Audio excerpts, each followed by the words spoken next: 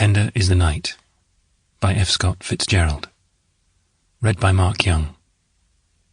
Already with thee, tender is the night, but here there is no light, save what from heaven is with the breezes blown, through verdurous glooms and winding mossy ways. Ode to a Nightingale. To Gerald in Sarah, Many Fates. Book 2.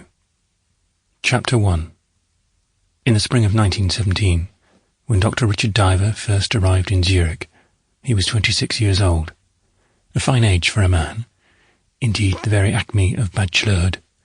Even in wartime days, it was a fine age for Dick. He was already too valuable, too much of a capital investment to be shot off in a gun. Years later, it seemed to him that even in this sanctuary, he did not escape lightly. But about that he never fully made up his mind. In 1917, he laughed at the idea, saying apologetically that the war didn't touch him at all. Instructions from his local board were that he was to complete his studies in Zurich and take a degree as he had planned. Switzerland was an island, washed on one side by the waves of thunder around Gorizia, and on another by the cataracts along the Somme and the Aisne. For once there seemed more intriguing strangers than sick ones in the cantons, but that had to be guessed at. The men who whispered in the little cafes of Bern and Geneva were as likely to be diamond salesmen or commercial travellers.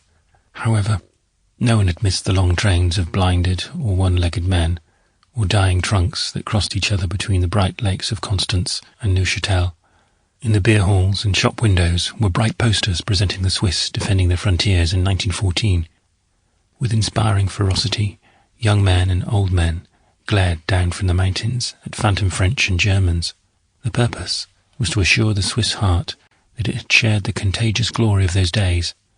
As the massacre continued, the posters withered away, and no country was more surprised than its sister republic when the United States bungled its way into the war. Dr. Diver had seen around the edges of the war by that time. He was an Oxford Rhodes Scholar from Connecticut in 1914. He returned home for a final year at Johns Hopkins and took his degree. In 1916, he managed to get to Vienna under the impression that if he did not make haste, the great Freud would eventually succumb to an airplane bomb. Even then, Vienna was old with death, but Dick managed to get enough coal and oil to sit in his room in the Damenstiefstrasse and write the pamphlets that he later destroyed, but that, rewritten, were the backbone of the book he published in Zurich in 1920. Most of us have a favourite heroic period in our lives, and that was Dick Diver's.